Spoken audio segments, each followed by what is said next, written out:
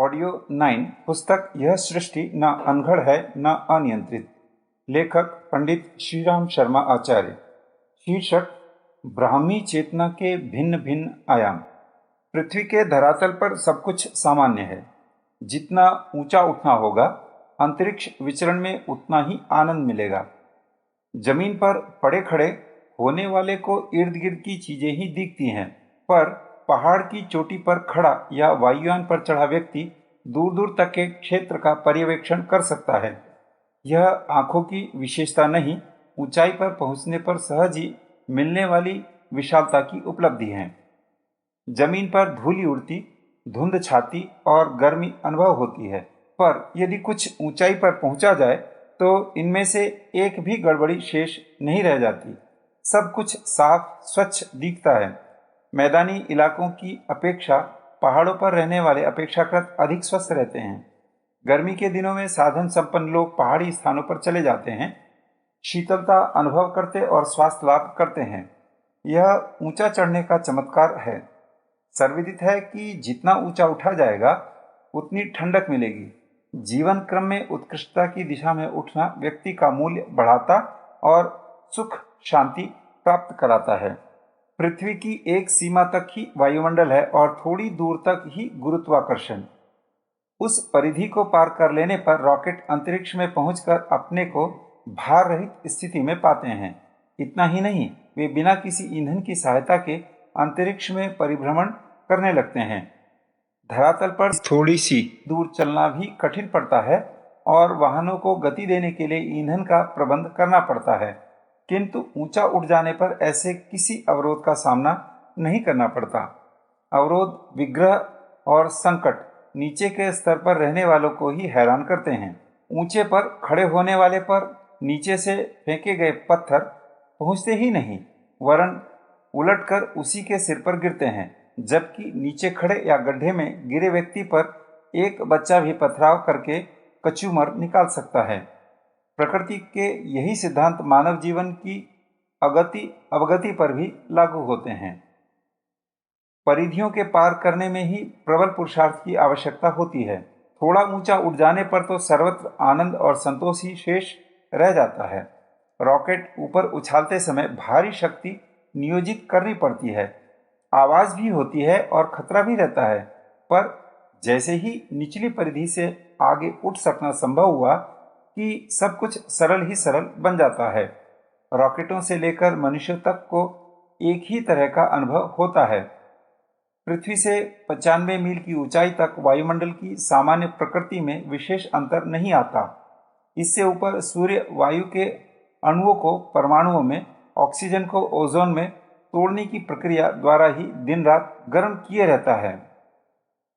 अंतरिक्ष में एक स्थान वह आता है जहां वायु अत्यधिक विरक्त हो जाती है।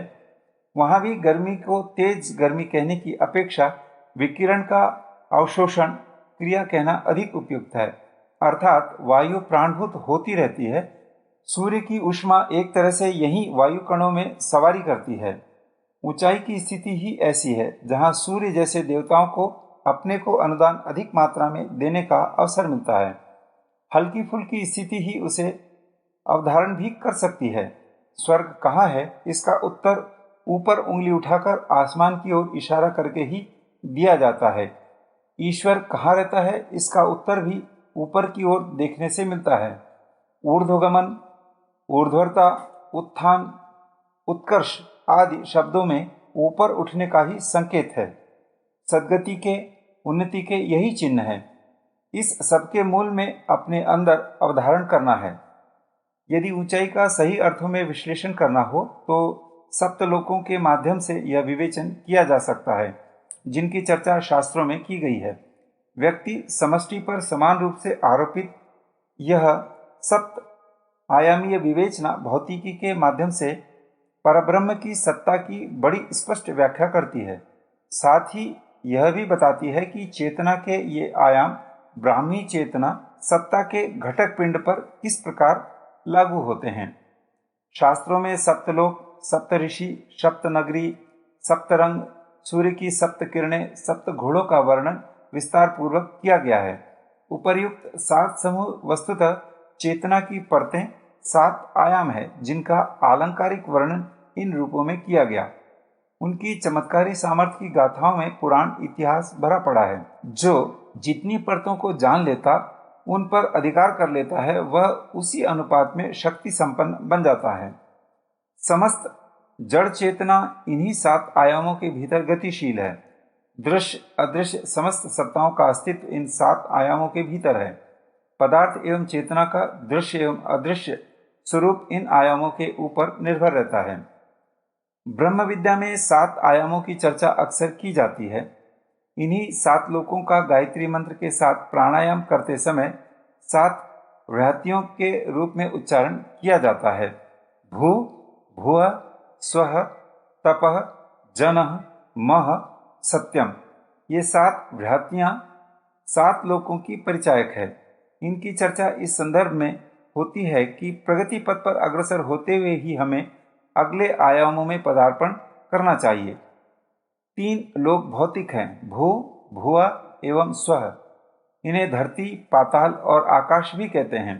भौतिकी इसी सीमा में अपनी हलचलें जारी रखती हैं। अगले 4 लोक सूक्ष्म है। चौथा भौतिकी आत्मिक का मध्यवर्ती क्षेत्र है। 5वां, 6ठा, 7वां लोक विशुद्ध चेतनात्मक हैं।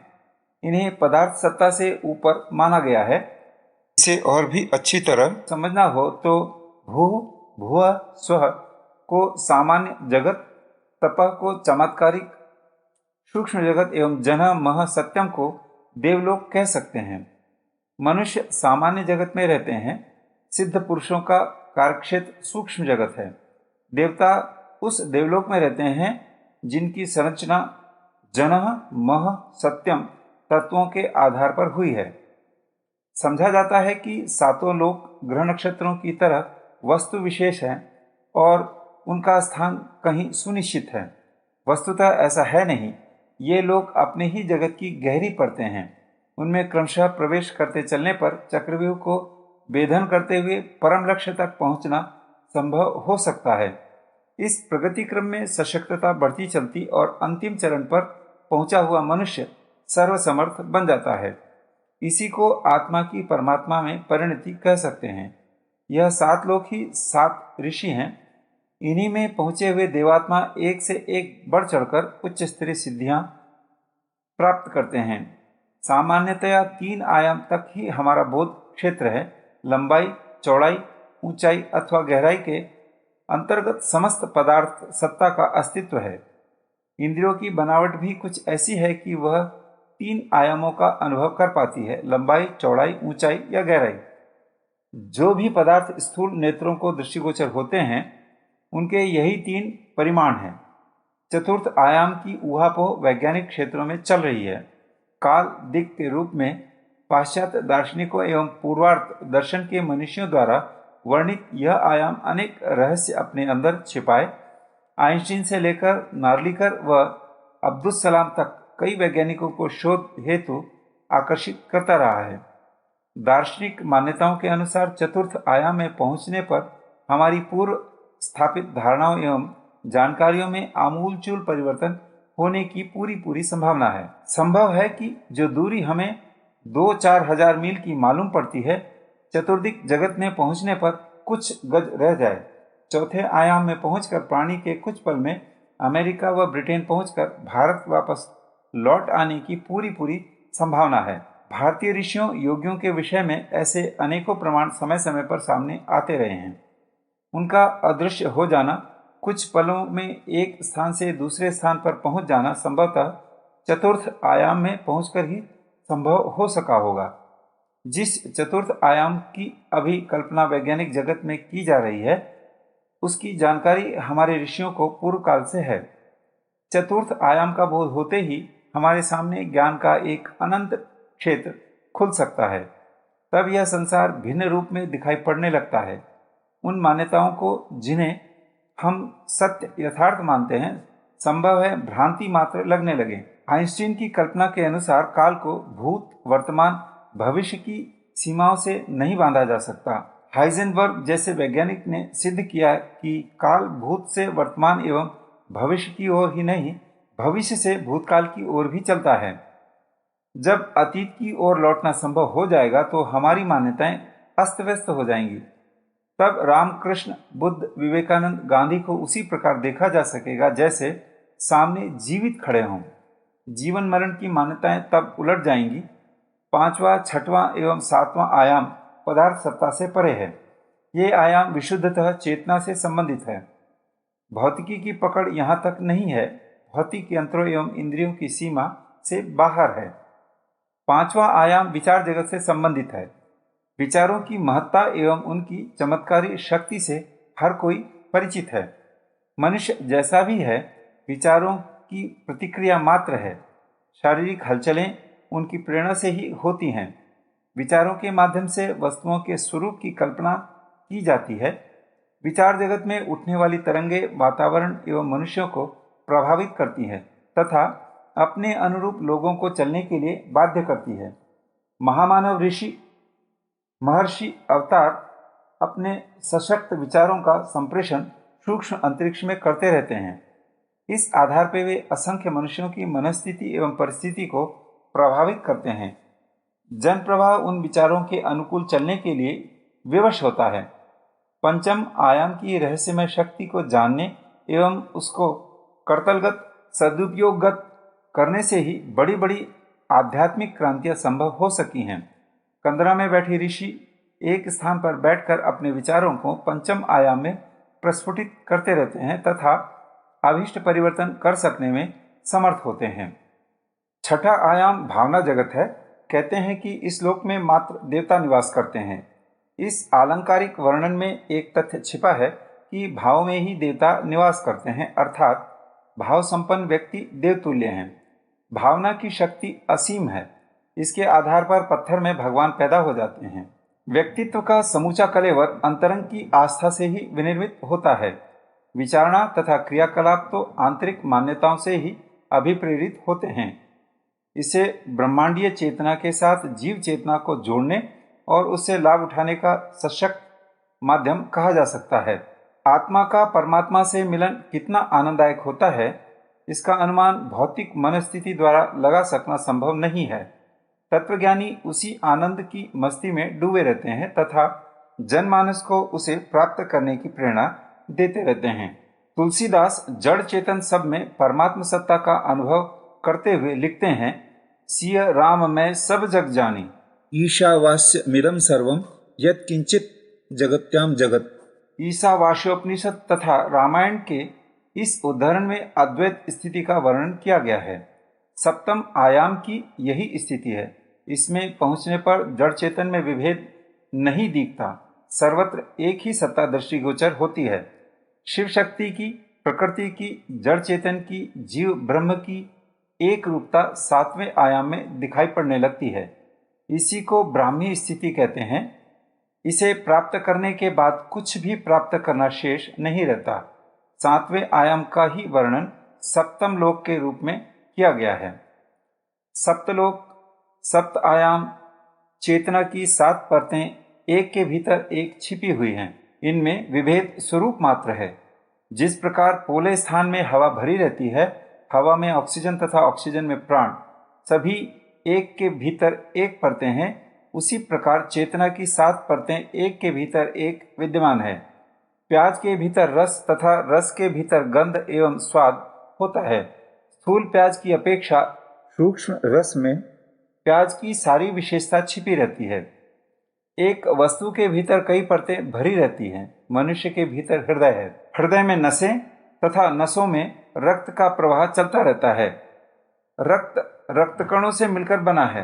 रक्त के रक्तकण अनेकानेक कोशिकाओं तक पहुंचकर उन्हें ओषजन के रूप में प्राण देते हैं। कोशिकाएं अरबों की संख्या में हैं, जिनमें स्वयं के अपने अपने नाभिक हैं। इनमें डीएनए रहता है जो जीवन का मूल आधार है।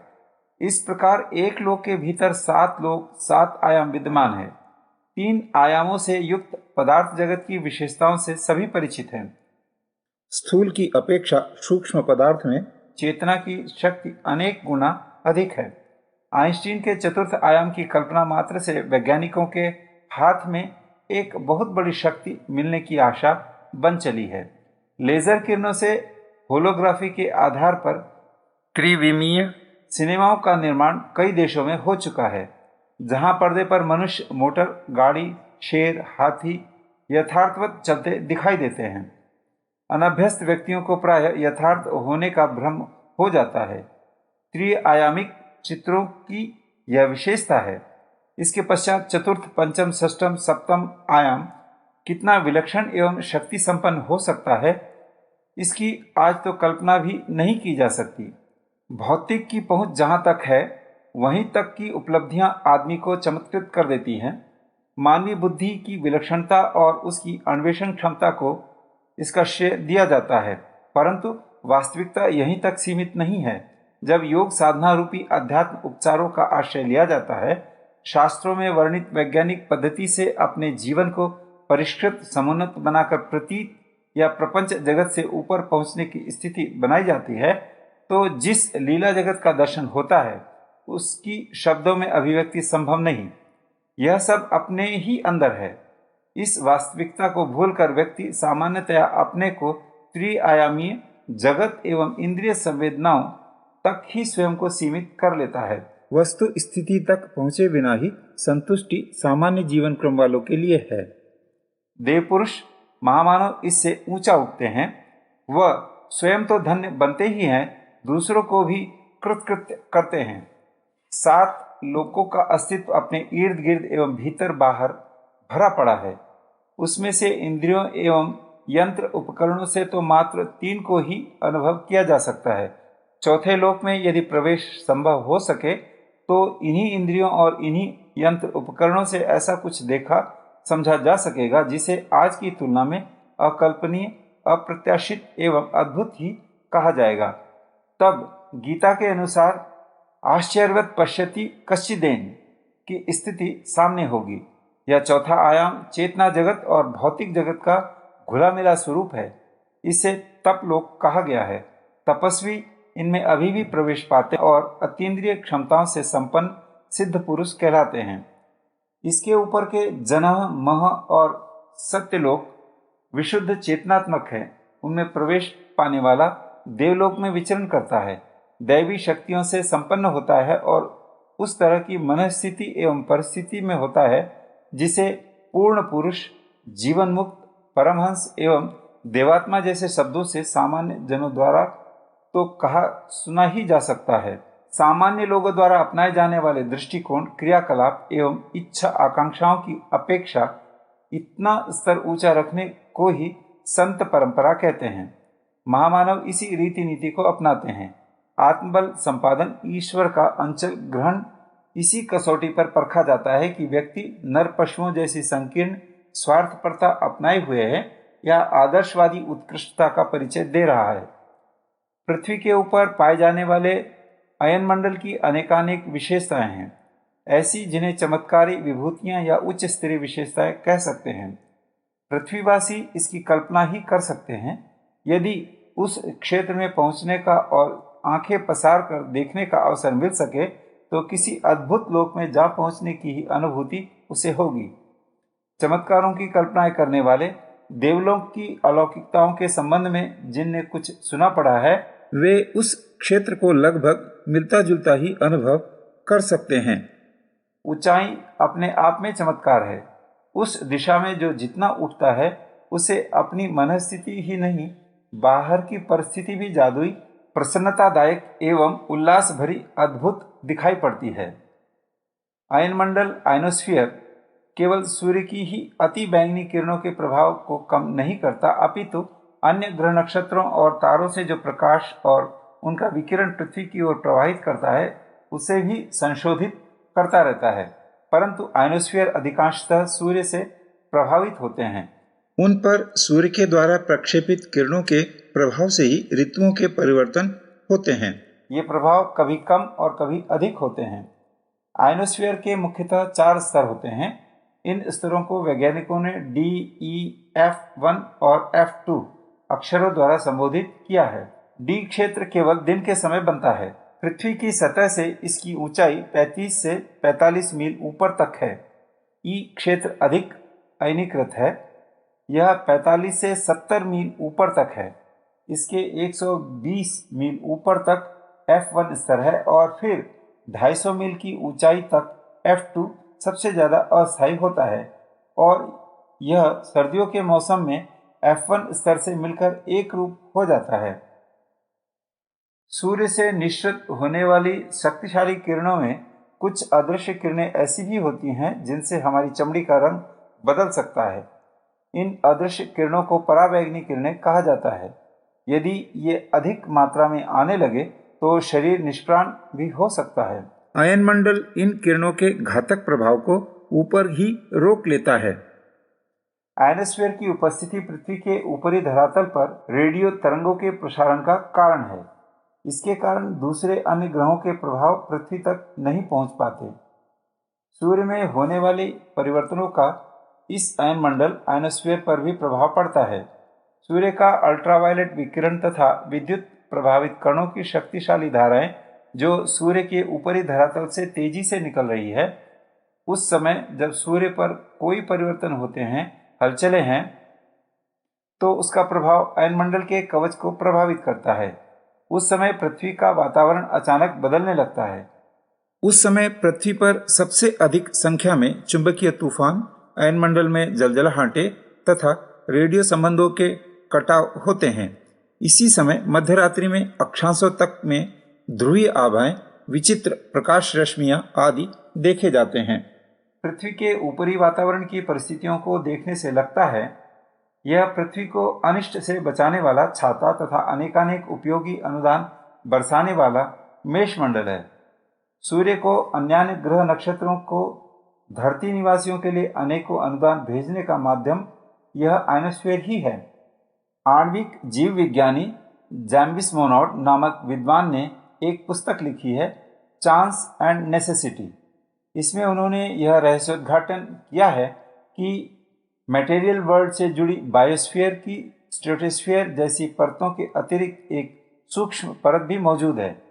इस परत का नाम उन्होंने आइडियोस्फीयर रखा है।